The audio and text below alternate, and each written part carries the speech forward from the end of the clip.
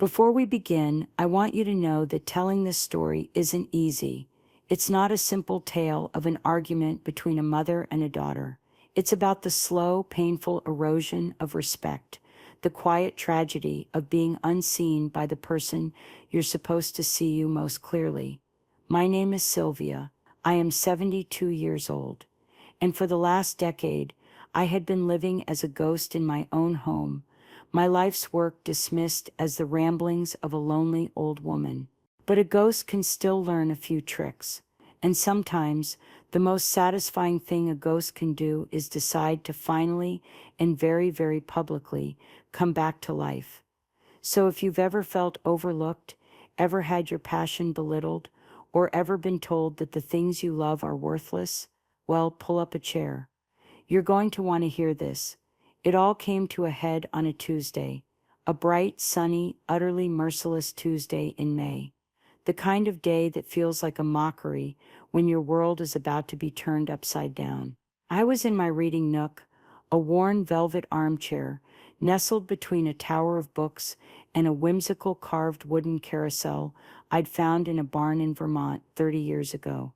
I was carefully applying a bit of wood oil to the base of a painted horse, its eyes a little wild, its mane a little chipped, when I heard the key in the lock. It wasn't the gentle, hesitant turn of a welcome guest. It was the sharp, decisive click of ownership, of purpose. It was my daughter, Claire. She didn't call out a greeting. The first sound I heard after the door closed was a sigh, a deep, theatrical, put-upon sigh that I knew as well as my own heartbeat. It was the sigh of a martyr entering a leper colony. "Mother, are you in here?" she called, her voice tight with a forced patience that always set my teeth on edge. I didn't answer right away. I took a moment to finish my work on the little horse, to give him one last gentle polish. He deserved that much. He, at least, had never looked at me with disappointment. "In the nook, Claire," I said finally, my voice calm. She appeared in the doorway of the living room, and she wasn't alone. Behind her stood a man, tall and silver-haired, dressed in a sensible gray suit. He held a sleek, modern briefcase and wore an expression of neutral, professional concern. It was a face designed to calm fussy dogs and hysterical old women. Claire, on the other hand, was a storm of barely contained agitation. Her designer coat was still buttoned, her expensive handbag clutched in her white-knuckled grip like a weapon. She was dressed for a boardroom, not her mother's dusty old house. "Mother, this is Mr. Davison," she announced, gesturing to the man as if presenting a prize exhibit. "He's a professional organizer, a specialist." The word specialist was heavy with implication. The kind of specialist one calls for infestations or deep-seated psychological problems. I looked at the man. His eyes, a cool and intelligent blue, met mine over Claire's shoulder. There was a flicker, a brief, almost imperceptible spark of shared understanding. I gave a tiny, tiny nod that only he could see. He was exactly who I was expecting. He was not, however, who Claire was expecting. "An organizer?" I said, feigning a gentle confusion. "Whatever for, dear." Claire's sigh returned, this time with a frustrated puff of air. "Mother, we've talked about this. We can't go on like this.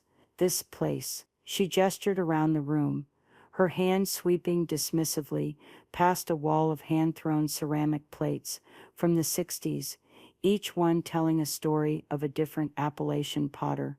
Her gesture took in the collection of hand-carved walking sticks, leaning in a tall crock by the fireplace, the whimsical metal sculptures made from old farm equipment, the very carousel horse I had just been tending to. "This house is a fire hazard. It's a health hazard," she continued, her voice rising. "It's filled with dusty old junk. You're a hoarder, Mom. I love you, and that's why I can't stand by and watch you live like this. It's not healthy." A hoarder, the word landed in the quiet room like a slap. It was her favorite word for me these days, a clinical, damning label that absolved her of any need for understanding or empathy. It reduced my life, my passion, my history, to a pathology. For years, my husband Robert and I had traveled the back roads of America, seeking out the unsung artists, the self-taught visionaries, who turned wood and clay and scrap metal into soul. We didn't just buy their art, we learned their stories. We shared meals with them, listened to their histories, and promised to keep their legacies alive. My house wasn't a hoard, it was a sanctuary. I wasn't a hoarder, I was a private curator, the caretaker of one of the most comprehensive private collections of mid-century American folk art in the country. And my daughter, my brilliant, successful, Ivy League educated daughter, saw only junk. I'm not a hoarder, Claire, I said, my voice dangerously quiet. That's what they all say. She shot back, her tone sharp with the righteousness of someone who has watched a daytime television special and now considers herself an expert.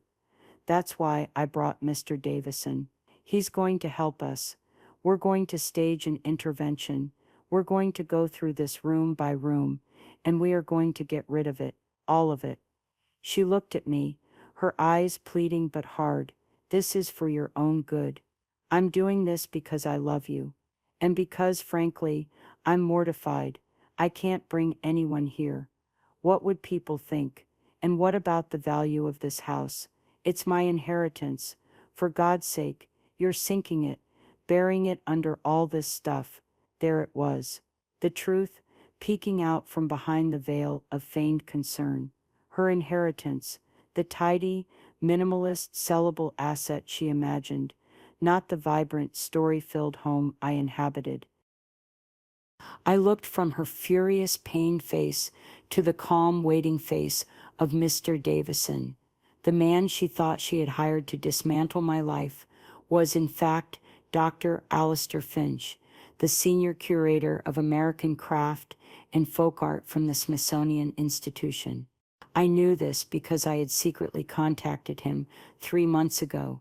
He wasn't here to declutter my home.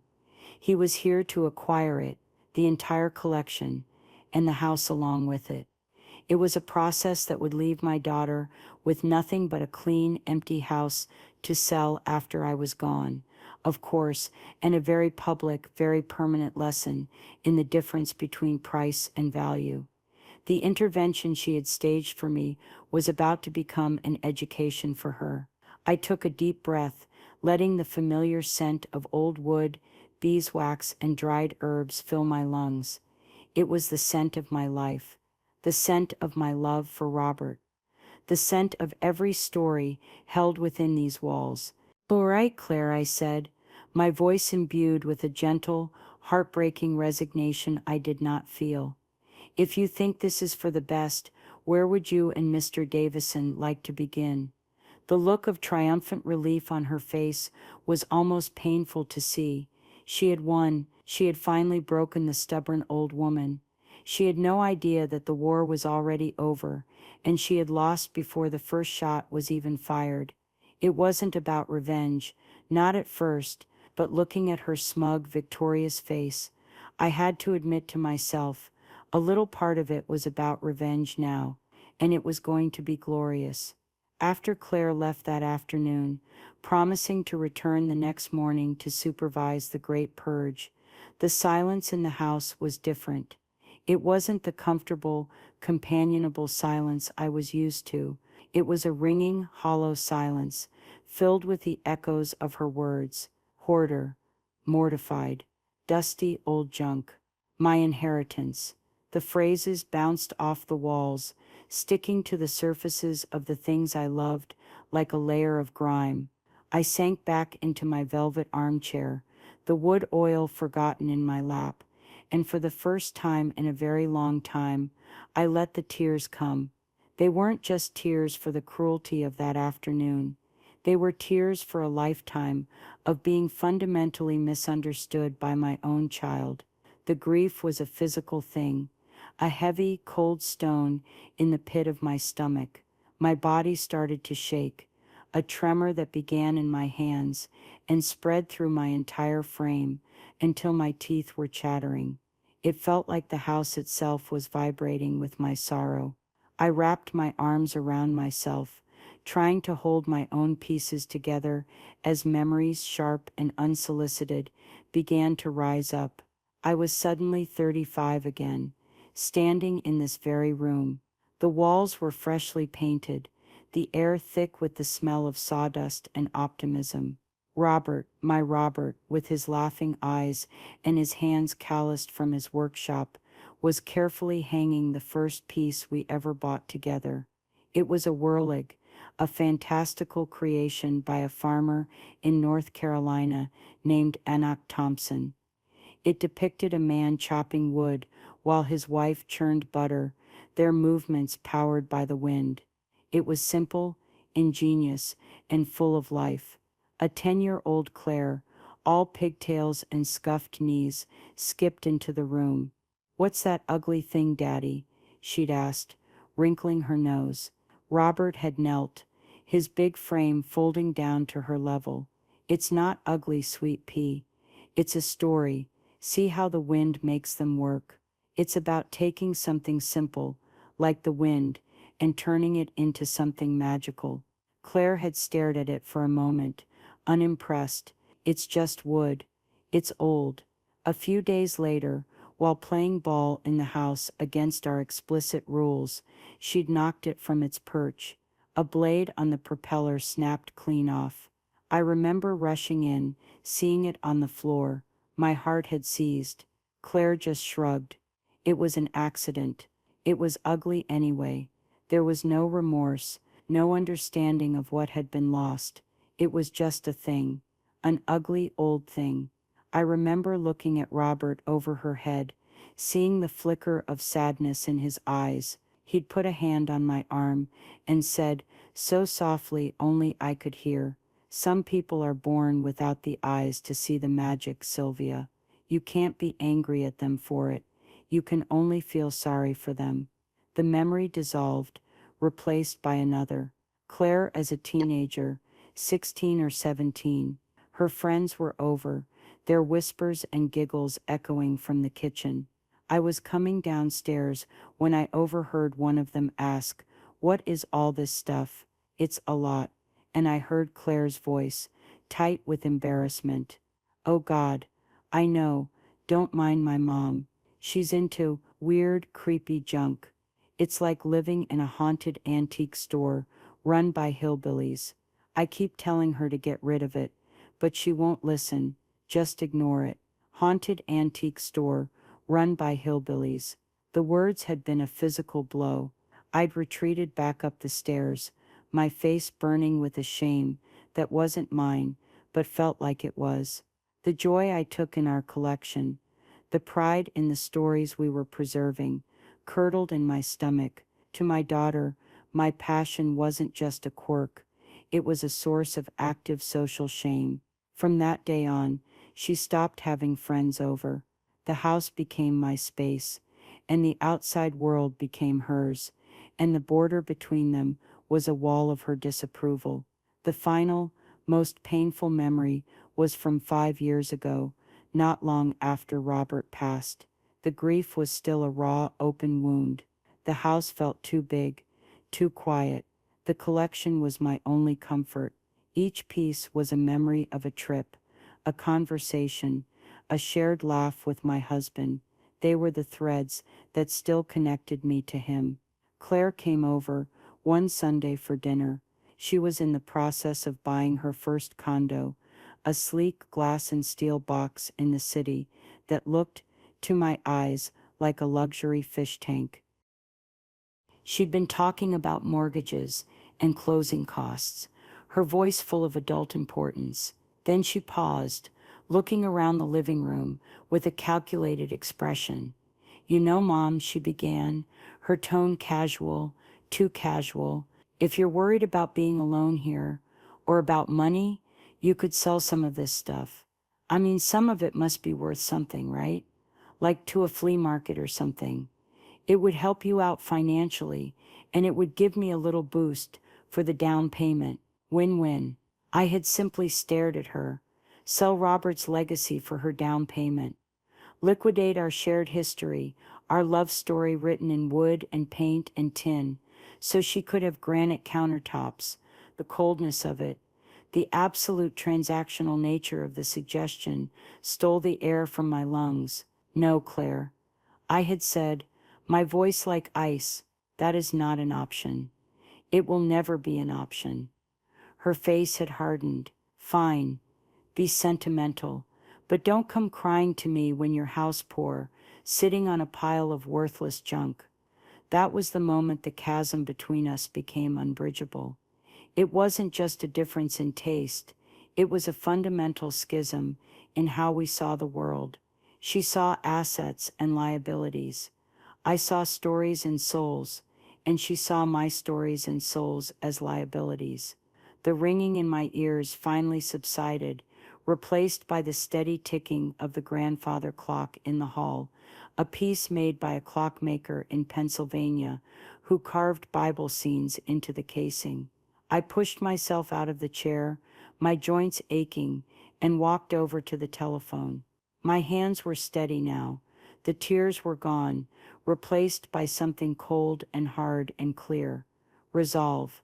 I dialed the number from memory. It rang twice. Agnes, I said when she answered. It's Sylvia. Agnes has been my best friend for 40 years. We met at a pottery fair, both of us marveling at the same glaze on a beautiful lopsided pot. She's a potter herself, her hands perpetually dusted with dry clay, her spirit as earthy and strong as the material she works with. She understood my collection in a way Claire never could.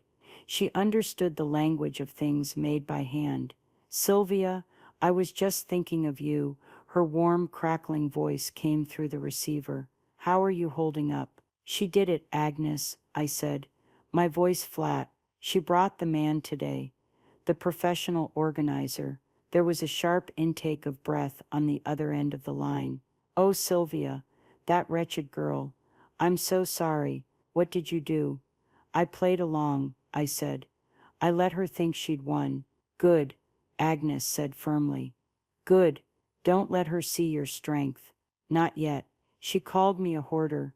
She said my house was filled with junk. She said she was mortified. I recited the words, feeling them lose a little of their power as I said them aloud. She's a fool, Agnes said, her voice laced with a fury that was deeply comforting. She's a child who has never learned to see. It's a tragedy, but it's her tragedy, not yours. My Stephen is doing the same thing, you know. My heart went out to her. Agnes's son, Stephen, a real estate developer, had been pressuring her for years to sell her rambling old property with its massive kiln-equipped studio.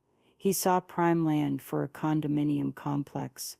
He didn't see the place where his mother had created beauty for half a century, the place that was the heart of the local arts community. He brought by an appraiser last week. Agnes continued, her voice weary, didn't tell me he was coming.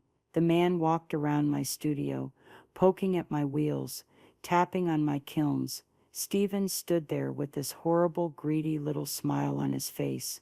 He wants to name the condo building, the Potter's Mill, or some other nonsense, as if that pays homage to my life's work instead of paving over it. Hearing her story, so parallel to my own, lit a fire in me. We were two women who had built lives of meaning and substance, and our children, in their rush toward a shiny, generic future, were trying to erase us. They were trying to tidy us away. We can't let them, Agnes, I said, and my voice was stronger now. We can't let them bulldoze our legacies. I know, dear, but what can we do? She sighed. They hold all the cards. They're young and ruthless, and they think they know everything. No, I said, a slow, sure smile spreading across my face for the first time that day. No, they don't hold all the cards. They just think they do. Claire thinks she's hired an organizer. She has no idea she's actually hired the man who is about to make my collection immortal. There was a long pause, and then Agnes let out a low whistle. Sylvia Martell, you magnificent sneaky woman, you already made a move. I made a move months ago, I confirmed, but her performance today, it changed things. Initially, I just wanted to protect the collection, to ensure it went to a good home after I was gone. But the way she stood there, so smug, so certain of my worthlessness, it clarified things. It wasn't about revenge before. Agnes, it truly wasn't.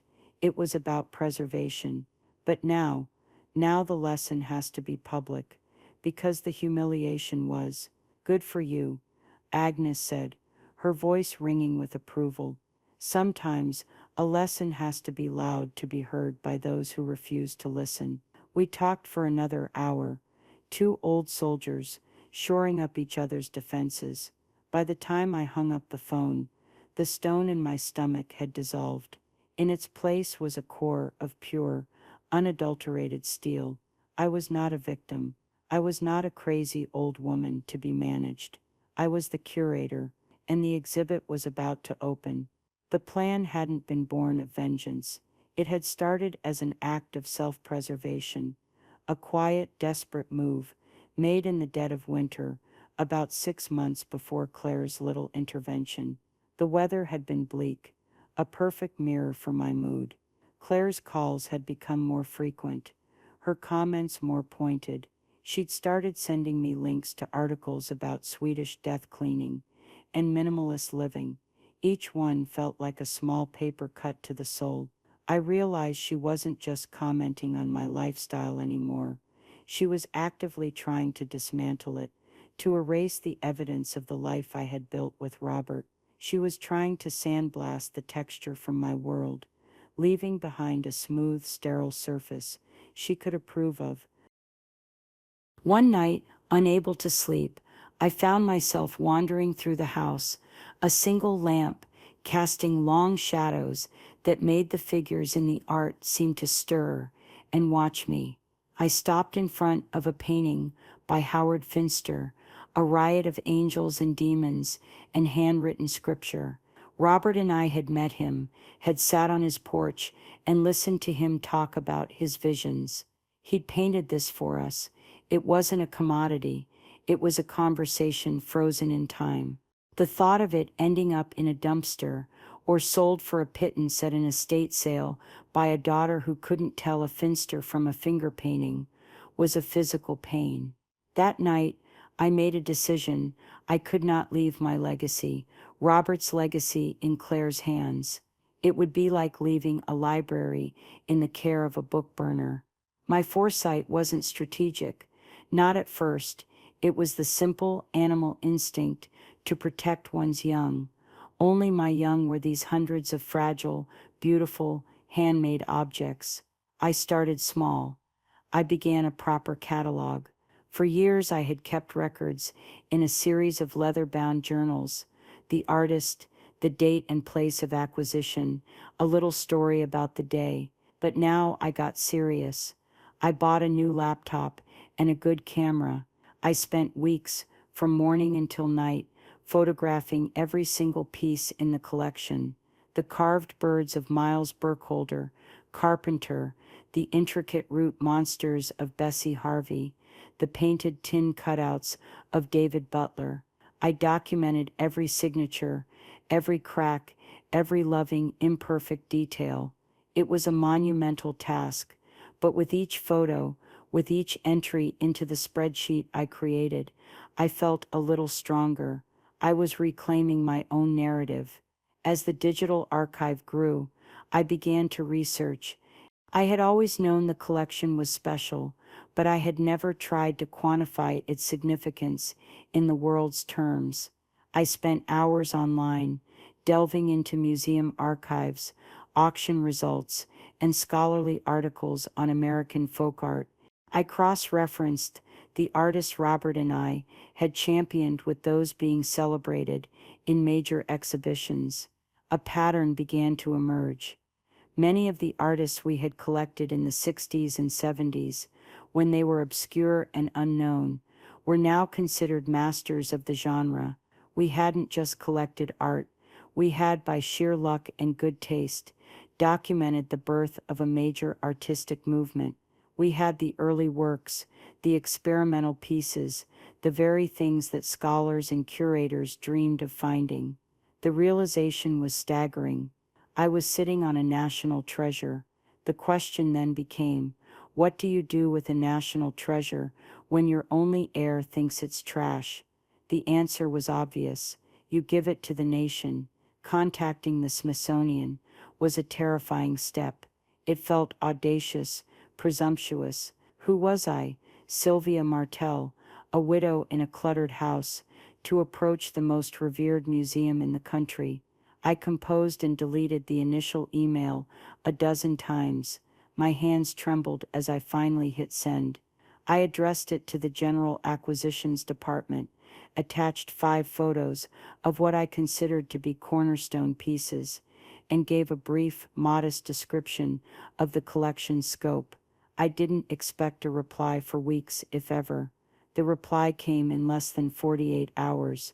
It was not a form letter. It was from Dr. Alistair Finch himself, the senior curator. He was polite, professional, but I could feel the electric current of excitement crackling beneath the formal language. He called the pieces in the photos extraordinary examples and asked, very diplomatically, if I might have others. He wanted to know more about the provenance, the stories behind them. I sent him a link to the secure online gallery I had built, containing the hundreds of photos and the detailed catalog. I told him the stories. I told him about Robert. I told him everything. His response to that was a phone call. His voice, a smooth English baritone that was somehow both scholarly and deeply kind, was filled with a sense of awe that made me weep with relief. Mrs. Martell, he'd said, his voice hushed. Sylvia, I have spent the last day looking through your catalog.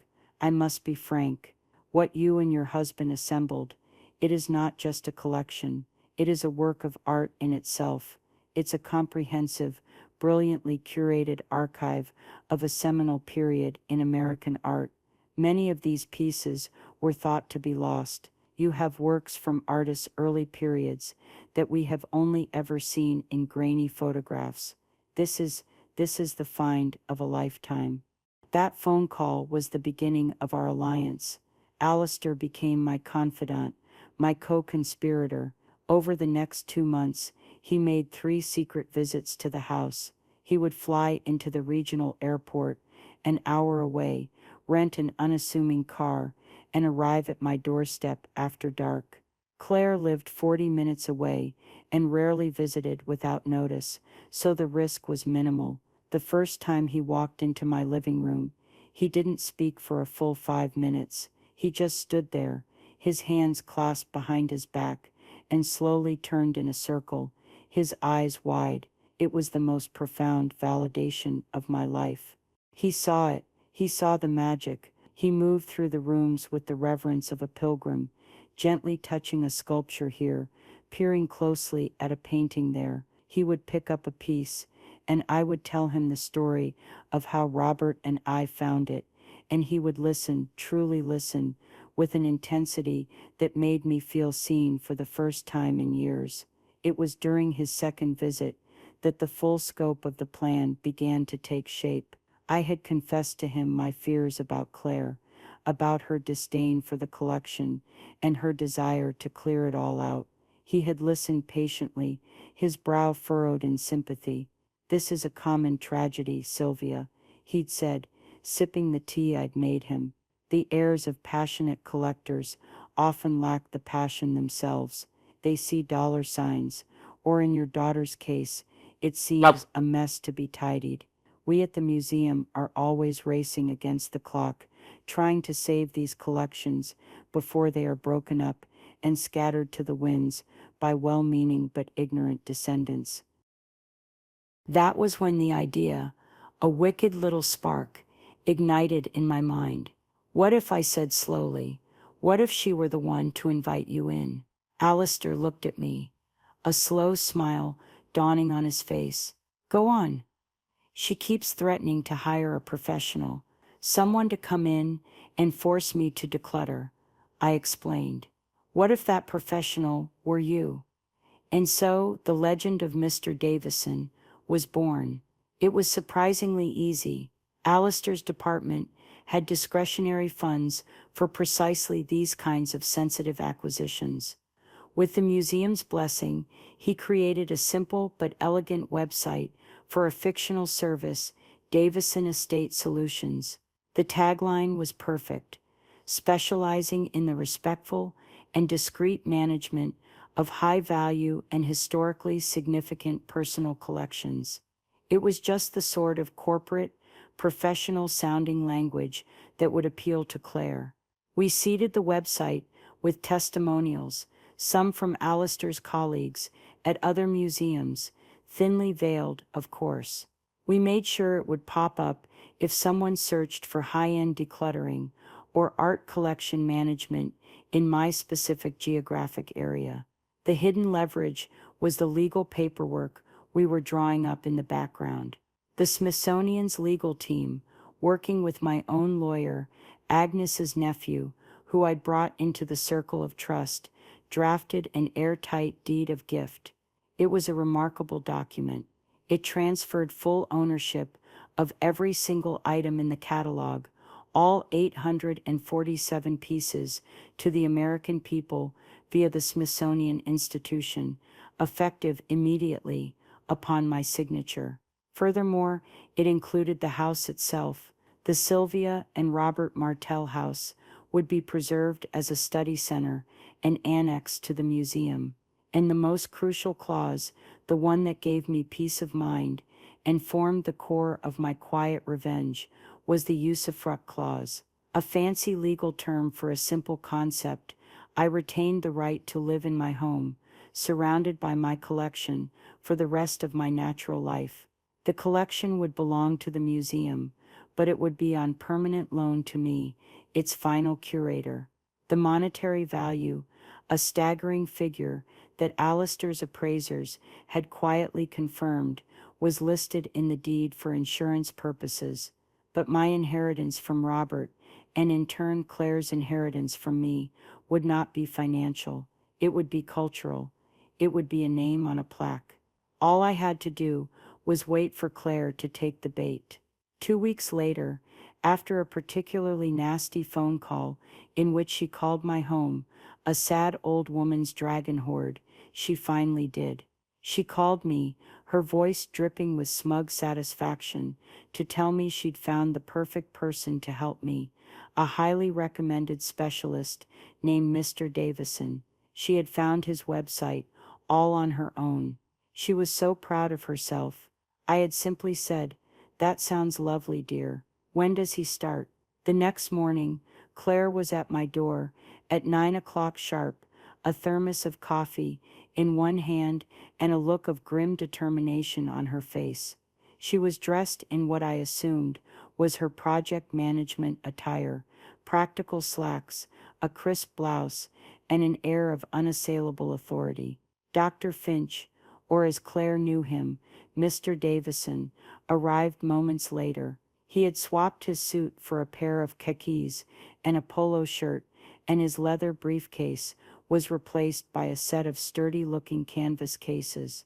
He looked every bit the part of a high-end, hands-on professional. "Good morning, Mrs. Martell." "Claire," he said, his voice a perfect blend of gentle respect and can-do efficiency. "I'm looking forward to helping you create a more manageable living space." Claire beamed at him, thrilled. "Thank you so much for coming, Mr. Davison. As you can see, we have our work cut out for us." She gestured grandly at the living room, a general directing her troops into battle. "I was thinking we could start with this wall. All these plates, we can just box them up for goodwill. And these walking sticks, they can go straight to the trash."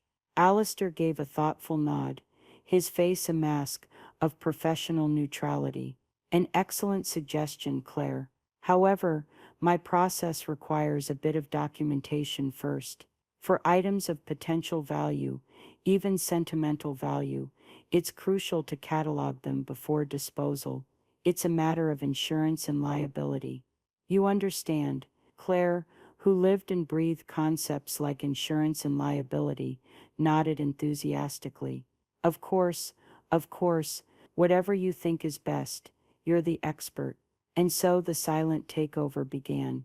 Alistair opened one of his canvas cases and removed not bubble wrap and packing tape, but a high-resolution digital camera, a tripod, and a set of small numbered tags. He began with the wall of ceramic plates. He didn't just take them down and put them in a box. He took each one down with the care of a bomb disposal expert. He photographed it from multiple angles, measured it, and made notes in a small leather-bound book. Claire watched for the first 10 minutes, tapping her foot impatiently. "Is this really necessary, for all of them?" she asked, her voice tight. "They're just plates." "This one," Alistair said, holding up a deep blue plate with a simple, elegant bird motif, "is an early piece by a potter named Chester Hewell. It's a fantastic example of 1960s Georgia folk pottery. Note the alkaline glaze. Quite remarkable." He spoke in a calm academic tone, as if delivering a lecture. He placed a tiny numbered tag on the back and then carefully wrapped it in archival acid-free tissue paper before placing it in a specially padded box. Claire blinked. "A who what now?" "Chester Hewell," Alistair repeated patiently. "His work is in several major museum collections, very sought after." He moved on to the next plate without missing a beat. I sat in my velvet armchair, pretending to read a book, but I was watching my daughter's face over the top of the pages. The initial smugness was beginning to curdle into confusion. This wasn't the swift, brutal purge she had envisioned. This was something else entirely. It was slow, meticulous, and strangely respectful. He moved on to the crock of walking sticks. Claire had dismissed them as trash. Alistair lifted one out, a gnarled piece of wood, topped with the exquisitely carved head of a grim-faced man. He turned it over and over in his hands. "Incredible," he murmured, almost to himself. "This is unmistakably the work of Denzil Goodpaster. The level of detail in the face, the sheer character of it.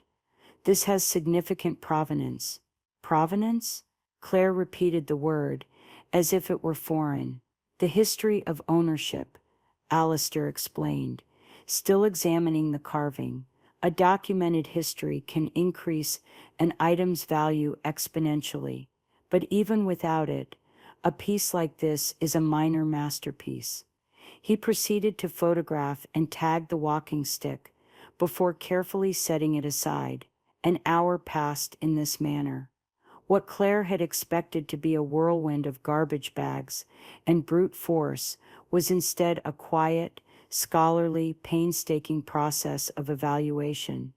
The living room, instead of looking emptier, was beginning to look like an active archaeological dig. Numbered tags dotted the shelves. The coffee table was covered in Alistair's equipment. He spoke in a low, constant murmur of names and terms that meant nothing to Claire. Tramp art, memory jug, the Catawba Valley tradition, outsider art. The panic began to dawn in her eyes. This wasn't going according to her plan. She had hired a man to throw things out, but he was treating her mother's junk like treasure. She paced back and forth behind him, her arms crossed tightly, her power visibly draining away with every click of his camera shutter. "Look, Mr. Davison," she finally burst out, unable to contain her frustration any longer. "I appreciate the thoroughness, I really do, but at this rate, we'll be here for a year. Can't we just speed things up? Make some executive decisions? I can assure you, 99% of this is worthless." Alistair looked up at her, his expression one of deep, sincere gravity. Claire, I understand your desire for efficiency, but my professional reputation is built on my integrity. I cannot, in good conscience, dispose of a single item until I have fully assessed its cultural and historical significance. To do so would be, well, it would be vandalism. Vandalism. The word hung in the air. He had taken her own argument that keeping the collection was a form of destruction and turned it back on her. He was suggesting that removing it would be the real crime. She was completely wrong-footed. She had no framework for this. Her entire worldview was based on a binary system, valuable or worthless, and valuable meant new, shiny, expensive. She had never considered that old, dusty, and handmade could be valuable too. She saw him on his phone at one point, his back to her, speaking in a hushed, serious voice. I knew he was talking to his assistant at the museum, coordinating logistics, but to Claire it must have looked secretive and important. Her phone buzzed, and I saw her shoot a text. A few minutes later she announced, I have to take a conference call. I'll be back this afternoon to check on your progress. She practically fled the house. The mask of the competent, in-charge daughter had slipped, revealing the confused, insecure woman beneath. She had initiated a process she no longer understood and could not control. The silent takeover was well underway. The house was no longer her future asset to be liquidated. It was becoming his museum, and I was just sitting back, turning a page in my book, and enjoying the show. The power shift in the house was palpable. It was as if the art itself, after decades of being scorned, was finally asserting its own gravity, pulling the energy of the room toward it. The dynamic had been completely upended. Claire, who had entered as the conquering general, was now a flustered and unwelcome tourist in her own mother's home. She had roped in her aunt, my sister-in-law Carol, for moral support. Carol was a woman whose taste ran to beige carpets and matching furniture sets. She had arrived with Claire on the second day of the purge, armed with a box of donuts and a pep talk for her niece about doing the right thing, even when it's hard. She'd expected to find a team of burly men hauling junk to a dumpster.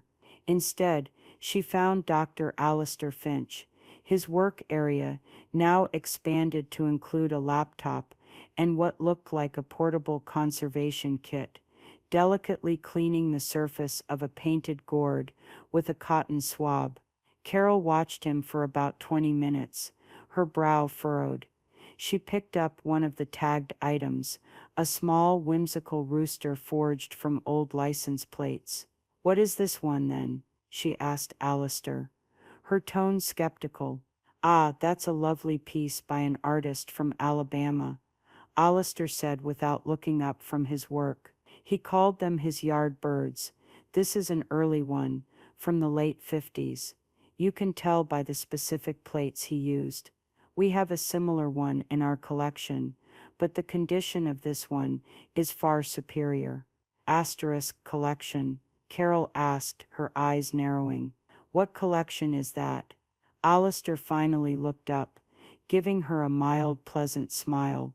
Oh, just a small museum I consult for back on the East Coast. We specialize in this sort of thing. Carol put the rooster down very, very gently. She walked over to where Claire was anxiously rearranging a pile of already sorted archival boxes. Claire, honey, Carol whispered, but the house was so quiet I heard every word. Are you sure you know what you're doing? This man, he's not a junk hauler. He's talking about museums. This stuff might actually be, art. It's dusty junk, Carol. Claire hissed back, but her voice lacked its earlier conviction. He's just being overly cautious to run up his billable hours. It's a classic contractor trick. But the seed of doubt had been planted in her only ally. Carol made her excuses and left before lunch, the box of donuts remaining untouched on the kitchen counter. The family exodus had begun. Claire was alone, her certainty eroding with every piece Alistair catalogued. Her desperation began to manifest in a series of frantic countermoves. Later that afternoon, a large, noisy truck from a company called Junk Be Gone rumbled to a stop in front of the house. Two men in dirty overalls got out and swaggered up the walkway. Claire met them at the door, a look of grim triumph back on her face. She was taking back control. "I hired them to take the big stuff," she announced to the room at large. "The things that don't need assessing." Before I could say a word, Alistair rose to his feet. He walked to the door and addressed the two men with an air of unshakable authority. "Gentlemen, I believe there has been a misunderstanding. The contents of this house are currently under assessment for a private acquisition. Nothing is to be removed. Please give my regards to your employer." He handed one of them his Mr. Davison business card. The men, looking confused but intimidated by Alistair's calm command, just shrugged, got back in their truck and drove away. Claire was incandescent with rage. "What do you think you're doing?" she seethed at Alistair. "I hired you. You work for me." "I work for the integrity of the collection, Claire," he replied, his voice still perfectly even. "And my initial assessment suggests that removing anything from this house would be a grave mistake with significant financial and legal ramifications. I am trying to protect you from that." "Protect me? You're siding with her," she screeched, pointing a trembling finger at me. I just sipped my tea. That night, the real confrontation happened. After Alistair had packed up his things and left for the day, Claire cornered me in the kitchen. The pretense of concern was gone, replaced by raw, unfiltered fury. "Who is he?" she demanded, her voice low and dangerous. "Who is he really? No organizers talks about provenance and alkaline glaze. No declutterers turns away a junk truck. What is going on, mother?" I looked at my daughter, at the anger and confusion warring in her eyes. I could have told her then. I could have ended the charade. But she hadn't earned it. The lesson wasn't complete. "I thought this is what you wanted, dear," I said, my voice infuriatingly placid. "You wanted a professional. You found him. He seems very good at his job. Perhaps the problem isn't with him. Perhaps the problem is that you've been wrong about this junk all along." Her jaw tightened. "I am not wrong," she said, through gritted teeth. "This is a house full of clutter. My friends have beautiful homes. Clean homes, homes that look like they belong in magazines. This is an embarrassment, and I am going to fix it." "How?" I asked, genuinely curious. "Your expert won't let you throw anything away. Your allies have abandoned you. What's your next move, Claire?" She stared at me, her mind racing, searching for a path back to power. I could see the moment an idea struck her.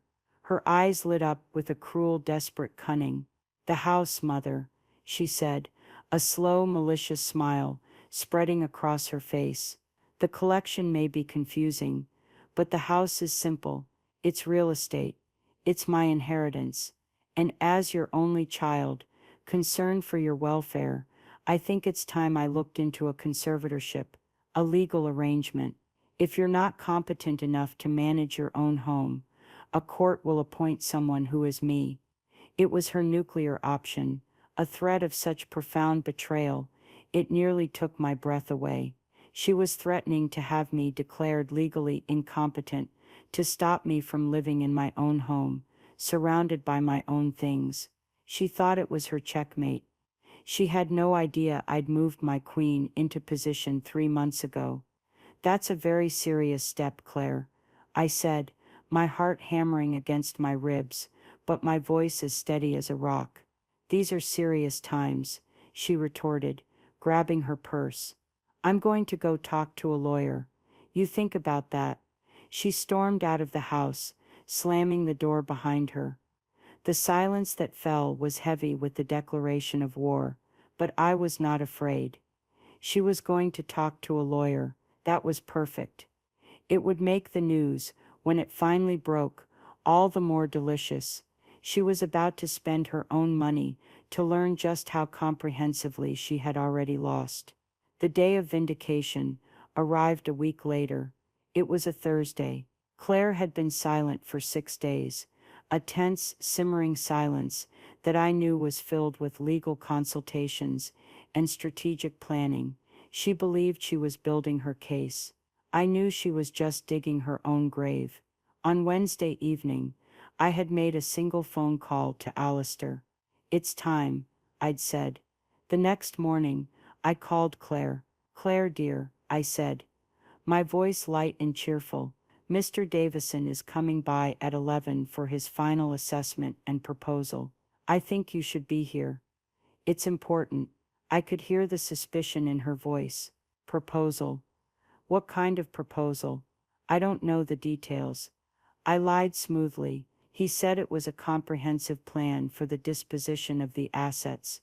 You'll want to hear it." The phrase "disposition of the assets" was the perfect bait. It was her language. It meant selling things off. She agreed to be there, her voice full of a wary triumph.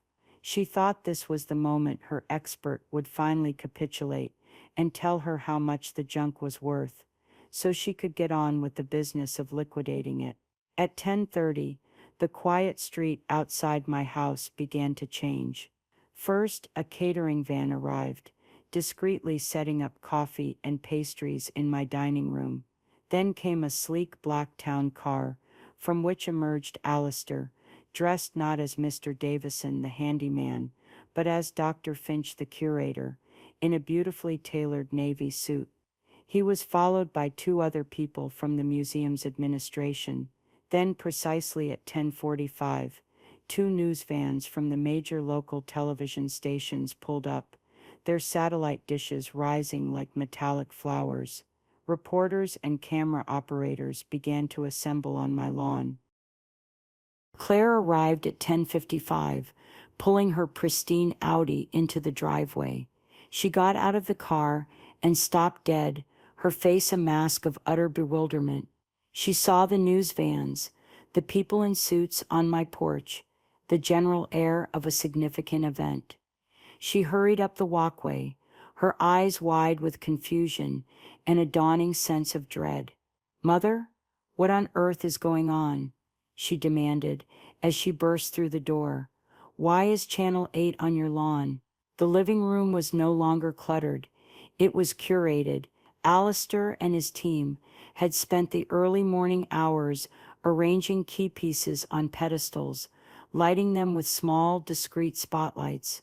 The room glowed. It looked exactly like what it was, a museum exhibit. "Hello, Claire," Alistair said, stepping forward and extending a hand. His voice was different, richer, more formal. "It's a pleasure to see you again. I believe we've met, but allow me to reintroduce myself.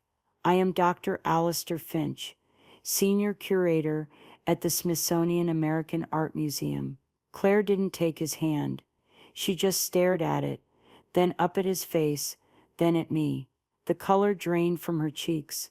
The pieces were clicking into place in her mind, forming a picture she could not comprehend. "Smithsonian," she whispered, the word barely audible. "Indeed," Alistair said with a warm smile. "And we are here today to make a rather wonderful announcement." At that moment, he gestured to the reporters, who were being ushered into the living room. The cameras started rolling. Claire was frozen, trapped in the middle of the room, as Alistair moved to a small lectern they had set up near the fireplace. "Good morning," he began, his voice resonating with public authority.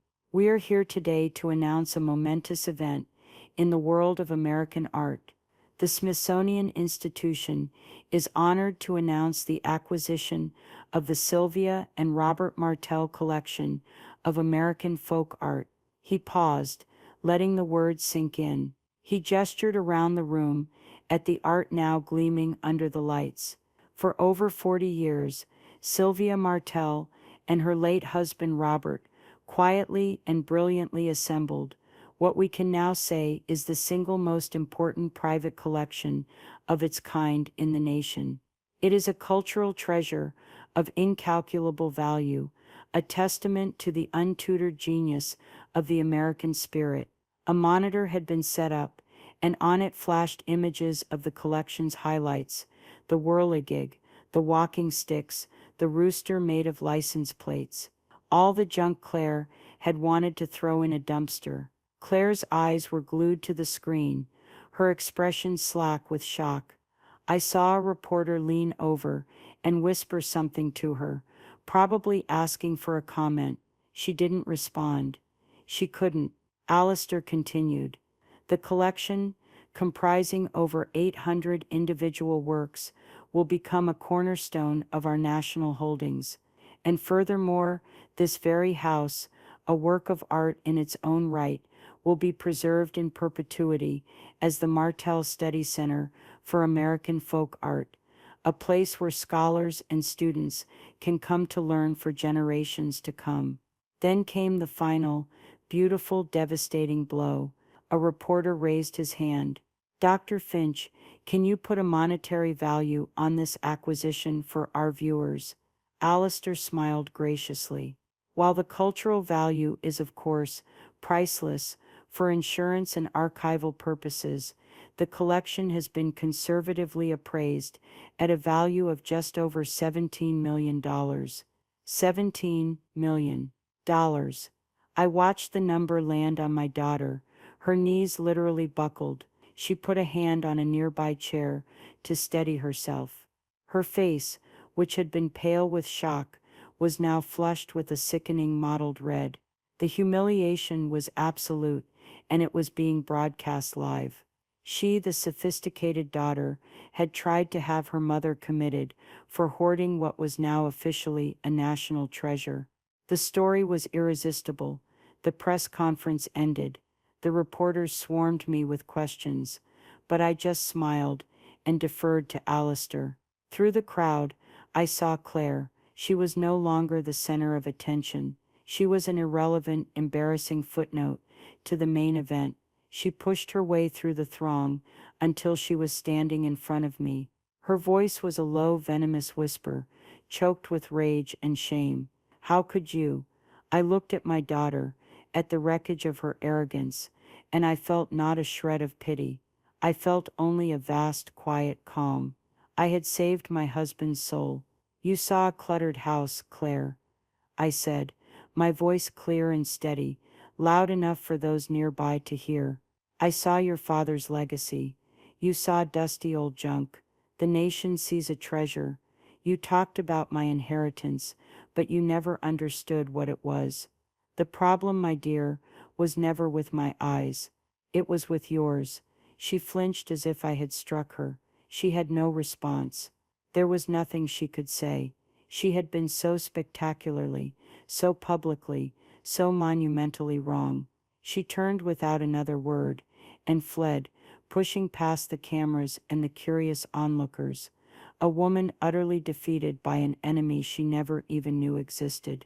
The truth, as she left, I thought to myself, it was never about the revenge until it was. And the lesson, the very public lesson, was now complete.